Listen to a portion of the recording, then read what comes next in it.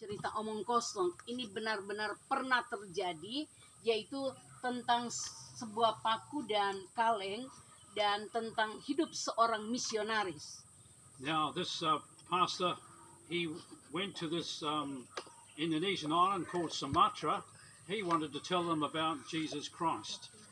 Jadi ada seorang misionaris yang pergi ke Sumatera. Orang misionaris dari luar negeri datang ke Indonesia, khususnya ke Pulau Sumatera. Jadi Pulau Sumatera itu adalah bagian dari pulau yang ada di Indonesia. And he went to this village in Sumatra in the hills there, and he went to the chief and said, "Can I tell you your people all about Jesus?" Ya, jadi waktu misionaris itu datang ke Pulau Sumatera, dia datang di satu desa dan dia ceritakan, dia bilang, orang-orang di desa ini dengar, saya mau cerita tentang Tuhan Yesus. So the chief agreed, and all the people of that village got together, and the preacher man, the missionary man, he began to tell them the story of Jesus. Ya, jadi pemimpin atau mungkin kalau kita di sini ketua adat atau kepala desa. Kepala desa itu kumpul orang-orang di desa itu untuk duduk mendengarkan kisah atau cerita yang misionaris sampaikan tentang Tuhan Yesus. And so he told them that when you tell a story of Jesus, you've got to mention this particular thing that Jesus did, that he died on a cross for all mankind, really, for me and for you. Jadi si misionaris ini menunjukkan sebuah gambar seperti ini, dan dia ceritakan ini adalah gambar Tuhan Yesus yang disalib dan mati untuk semua manusia.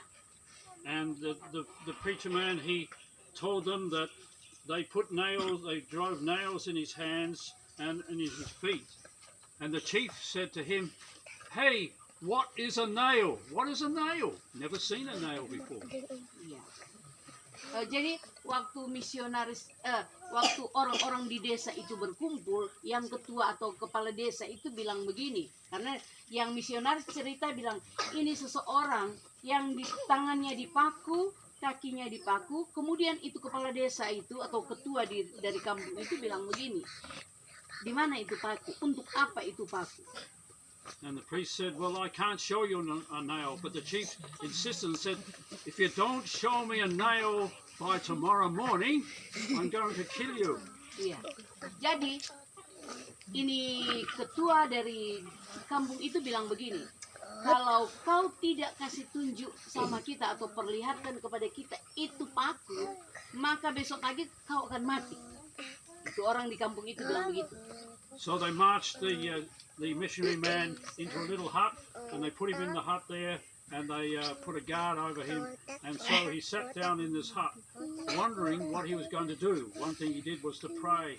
He said, "Father God, you've got to do something. I'm going to lose my life if I can't produce a nail. Can you please give me a nail?" Ya, jadi setelah itu ketua kampung itu bilang, kalau kau tidak kasih tunjuk paku sama kita, besok pagi kau mati. Maka ini misionaris ini dong ikat supaya dia jangan lari. Dong ikat di satu tempat, tidak bisa dibuka, dong ikat. Kemudian dia tidak tahu buat apa ini misionaris. Dia bilang, saya mau ambil paku dari mana, mau kasih tunjuk mereka. Karena dia tidak bawa paku. Dia punya kesempatan itu, dia berdoa sama Tuhan. Dia berdoa sama Tuhan, "Tuhan, tolong saya. Saya tidak ada paku untuk saya tunjukkan kepada orang-orang di kampung ini. Kalau saya tidak tunjukkan sebuah paku, besok dong akan bunuh sama saya." Jadi si misionaris ini berdoa kepada Tuhan, berdoa dengan sungguh-sungguh kepada Tuhan. So he prayed and prayed and prayed, and then he got tired.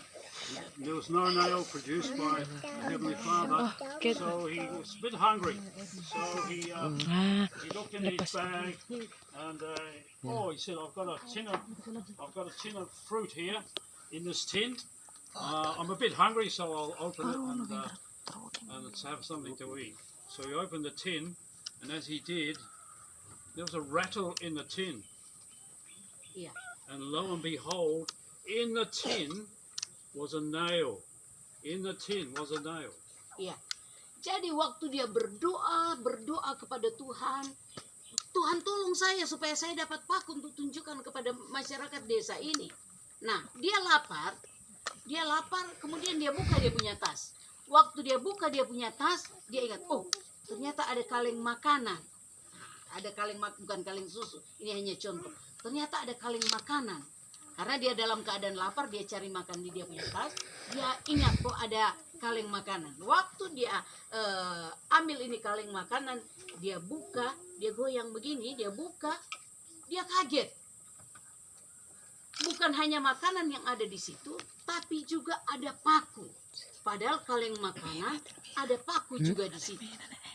So somehow or other, when they were making all these tins of fruit along lines in the factory, somehow a nail must have dropped into the open can with the fruit before the lid was put on, and that can with a nail in it was eventually the missionary bought the can of fruit. He didn't know there was a nail in it, and that's the tin and the nail saved his life. Ya, waktu dia buka, ternyata bukan cuma makanan yang di kaleng, dia kaget. Kenapa di kaleng ini bukan hanya ada makanan, tapi ada satu biji paku? Oh, dia kaget. Dia berpikir begini, mungkin waktu di pabrik, dorang kerja, isi makanan di kaleng, mungkin ada satu paku terlepas, kemudian masuk, dong tidak periksa lagi, dong tutup. Tapi dia bersyukur begini bahwa Tuhan yang tolong dia. Tuhan yang tolong dia sehingga dia dapat paku untuk tunjukkan kepada orang-orang di kampung itu. Karena kalau dia tidak tunjukkan, besok paginya dia harus mati. So that tin with the nail in it saved his life, and it provided him with that need that he had at that time. And in the book, the Bible which God has given to us, we read that it says there, my God shall supply all of my needs, all of your needs, all of the world's needs, if they believe in Jesus. Jadi untunglah dia temukan paku dalam kaleng ini sehingga dia tidak mati. Dia tetap hidup karena dong seomong memang kalau kau tidak kasih tunjuk paku kau mati, besok pagi kau mati.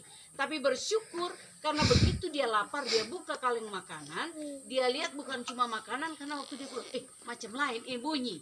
Ternyata ada paku di dalam, dan paku inilah yang menolong. Oleh karena dia bisa tunjukkan ini paku, maka dong tidak bunuh dia. Nah, begitu juga dengan buku ini menceritakan tentang kehidupan manusia, yang di situ dicatat bahwa oleh karena paku inilah yang paku seseorang ini di tangan dan kakinya, sehingga semua manusia bisa hidup. So those nails put into Jesus' hands and into his feet, they held him to the cross, and they provided this act that Jesus did there on the cross. It provides us and shows us that there is a way for us to know forgiveness for our wrongdoing. There's a way it shows us a way that we may have the life of God in our lives, day by day and hour by hour. Jadi seperti yang diceritakan tadi bahwa paku inilah yang menusuk tangan dan kaki orang ini, yang oleh karena kematiannya semua manusia di dalam dunia ini sudah buat salah, sudah buat dosa, tetapi justru kematian dari seseorang ini yang dipaku tangan dan kakinya dan pada akhirnya dia mati di sini, oleh karena dia matilah sehingga semua manusia bisa hidup. So Jesus, he hung there on the cross, and he was on the cross for 6 hours. In 6 hours he had to bear my sin and your sin, the whole of Indonesia's sin, the whole of the world's sin, on himself. He bore it all. He paid the price that we should have paid for our wrongdoing. Jesus paid it so that we could be forgiven and have new life.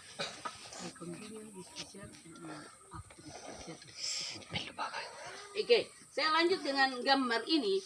Jadi seperti yang saya bilang tadi bahwa semua orang sudah buat dosa. Tidak ada satupun yang bilang saya tidak pernah buat salah, saya orang baik. Tidak ada yang berani mengaku begitu. Karena Alkitab bilang sejak Adam dan Hawa atau manusia pertama di dalam dunia, mereka telah buat salah, dan sampai hari ini anak-anak kita ke depan Alkitab tulis semua sudah buat jahat, sudah buat dosa. Sehingga Tuhan yang buat kita dengan tangannya, Dia yang cipta kita dengan tangannya, Dia sayang semua orang. Baik orang yang ada di sini, orang Indonesia pada umumnya, orang luar negeri, semua orang di dalam dunia Tuhan sayang, sehingga Tuhan tidak mau hukum itu manusia. Karena Tuhan sayang dan Tuhan tidak mau hukum, harus ada orang yang ganti dihukum.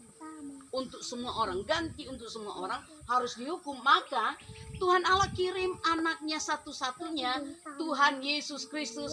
Kau turun ke dunia, kau datang ke dunia, kau harus tebus ini manusia berdosa, kau harus mati ganti orang-orang yang ada di dalam dunia yang kita buat sendiri.